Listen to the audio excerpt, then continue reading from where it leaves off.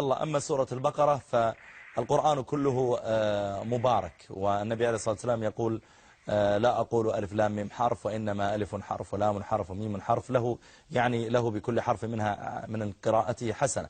سورة البقرة يقول عليه الصلاة والسلام فيما رواه مسلم إن الشيطان يفرق يعني يهرب من البيت الذي تقرأ فيه سورة البقرة، ويقول صلوات ربي وسلامه عليه عليكم بسورة البقرة فإن أخذها بركة في نفسي وفي مالي وفي عيالي وفي بيتي.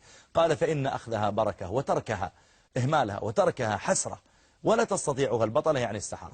ولا أنسى سبحان الله وأنا جاي بالطائرة المضيف أقبل وسلم عليه ثم قال يا شيخ أنا سأذكر لك تجربة في بيتي. قلت ما هي؟ مع أن المضيف سبحان الله يعني ليس عليه مظاهر تدل على أنه طالب علم أو أنه يعني ملتزم مستقيم بالدين.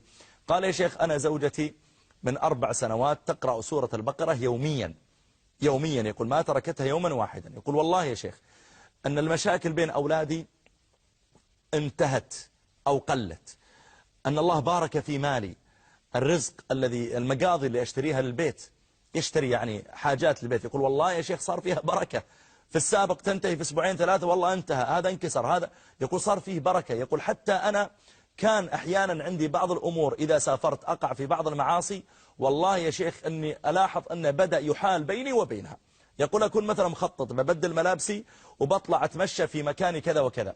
تعرف المضيف ينزل في عدد من البلدان، وربما بعض البلدان يكون فيها نوع من الفساد، فيقول سبحان الله إذا لبست الملابس يغلبني النوم وأنام.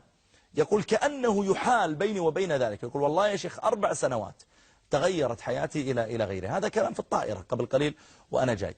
فسبحان الله يا جماعة ترى يعني كما قال نبينا عليه الصلاة والسلام إن أخذها بركة. حرص الإنسان على أن يقرأها لن تستغرق منك يوميا ولا ما لا يزيد عن ساعة تقريبا أو ساعة إلا ربع.